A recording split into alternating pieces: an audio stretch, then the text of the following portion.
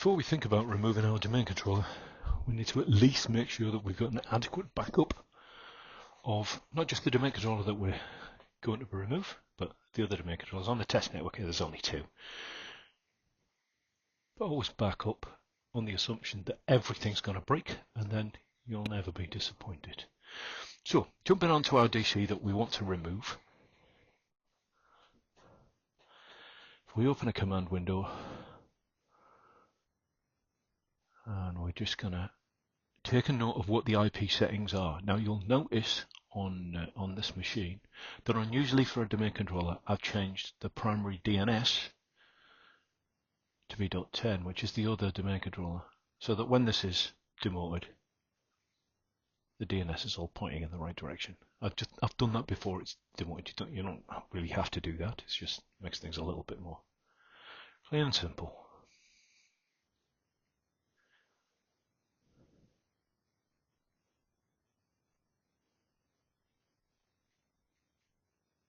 So, our first task is to make sure that the domain controller that we're going to demote is not holding any of the FSMO roles. Now, I'm doing netdom query FSMO, and you can see that all the FSMO roles are on the DC01, and this is DC02. So there's nothing to transfer. There's nothing going to break if we suddenly demote this machine.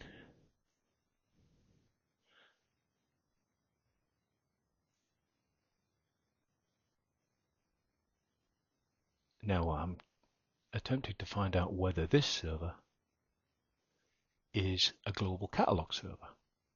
So the placement of global catalog servers essentially says that you should have one in each site.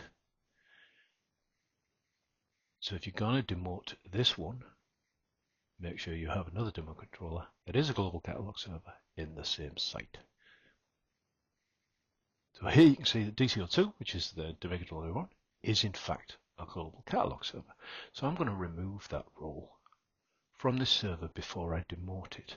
But first I'm going to make sure that the other DC is a global catalog server. Expand the first site. You can see the 2 DCs there. Now if I right click this one, go to properties, you can see it is into DC type, it is listed as global catalog server, which we know, we've already discovered that using PowerShell. But we need to make sure that the first domain controller is going to be a global catalog server, so there is a global catalog server left in this site when DC02 is demoted. Obviously, if you're going to trash the site after this, then that's probably less of a requirement if you're going to remove all the domain controllers. So, if you right-click the NTDS settings, just untick the box that says Global Catalog Server. Now DC02 is no longer a global catalog server.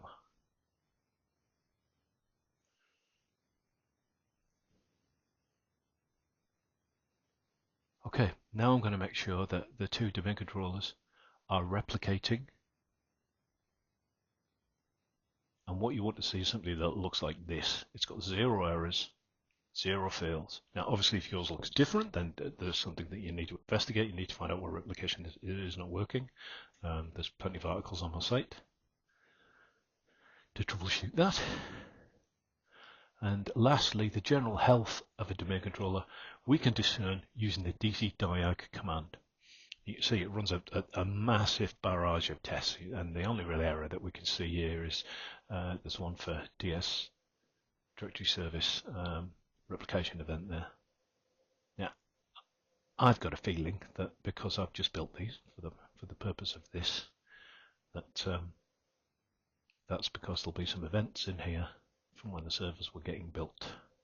Now, obviously in production, if you've got this error, then you need to come into the DFS replication event viewer and find out exactly what's broken. But because I can see I've got a 5004 event at the top of there, which basically means everything's tickety boo, I'm not worried about those errors that are below it. And that's what's causing that DC-diag error in my case. So I'm just going to clear these out, because DC-diag actually looks in the event viewer. What I need to do is I need to do the same on the other domain controller. Now, there might be a barrage of other errors in your DC diag, and you'll need to work at them one at a time until they're all gone to make sure that everything is clean before you demote DCO2. So I'm just going to clear this log out as well.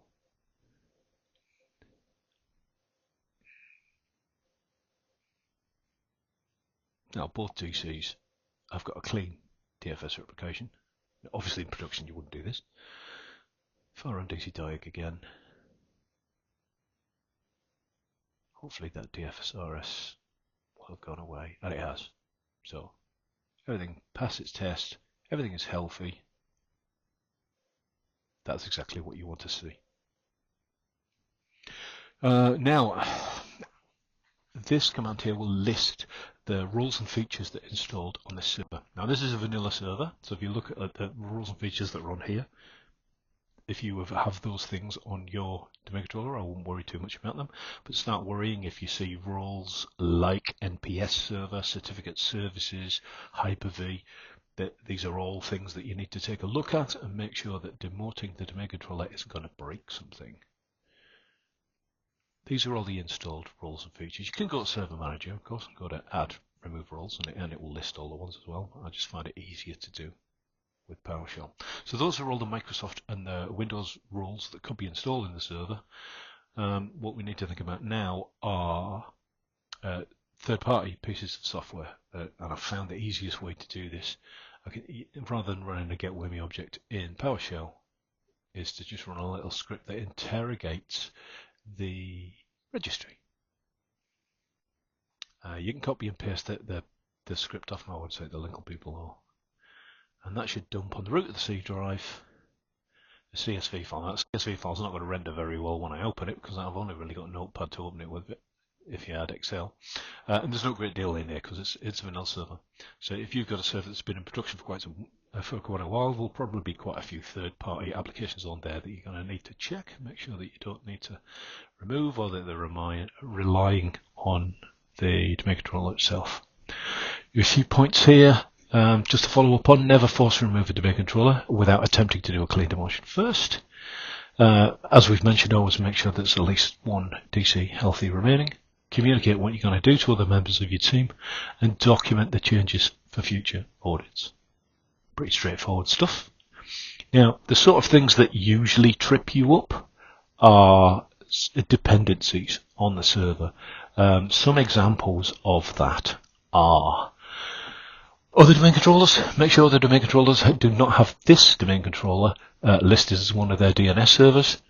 DHCP scopes, if any DHCP scopes are leasing out at this service for DNS or for Windows or anything peculiar or sending out VoIP settings or anything bizarre like that, that's going to need to be addressed and cleaned out.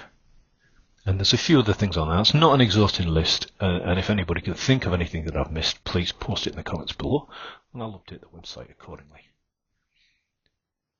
So note on there to say don't snapshot your domain controllers before demotion. Now, that's obviously in a production environment. On a test bench, you can do whatever you like. But if you snapshot a domain controller and then at some point in the future restore that on domain, it can cause all manner of carnage. Google SID bubbles and USN rollback problems. So in removing the role, it's going to prompt me, because it knows it's a domain controller, to demote the domain controller. We're not going to force remove because we want to do this gracefully. Click next. You have to tick the box to say that you want to proceed with the removal. Next. Don't worry about DNS delegations, but you'll need to set up a local password, because remember, the local password on the domain controller is a domain admin password. So once it's no longer a domain controller, it'll need a local admin password. Review selection, click Demote. Now, obviously for the sake of the video, this has been sped up quite dramatically. And it will go through, it will remove all the roles, it will remove DNS, and successfully demoted Active Directory domain controller is what we want to see. Don't worry about the DNS delegation. Do a search on my website if you worry about that is. I've written an article all about that. It will reboot. And when it comes back up, it will be a member server in the domain. So if you're going to get rid of the server, you're going to need to remove it from the domain, tidy out DNS, etc. That's as far as we're going here. So rather than graphically demoting, we can also use PowerShell to demote the domain controller. And the command is simply uninstall add/ds domain controller. And as in the GUI, it will ask you for the new local admin password, and it will ask you to confirm it. And then to proceed, you need to type in A, and it will remove demote the server. It won't remove the Active Directory directory services role, but it will demote the domain controller, and it will remove DNS. Same as when it's got, what we're looking for is state of success there, and exactly the same as if we did it via GUI. It will reboot the server, and when we log back in, it will simply be a member server. One other thing, Microsoft has always done this. If you jump back onto the remaining domain controller and look in AD sites and services, you'll find it usually orphans the domain controller object in the site. I don't know why it does this, it just always does. You can see they're both still there. But if I try and expand the second one, there's no NTDS settings below it because it's now a member server. But it just maroons and leaves the object there. And there's no replication because there's now only one DC. So yeah, you can right click and simply delete that out of there, that's fine. And that's us done.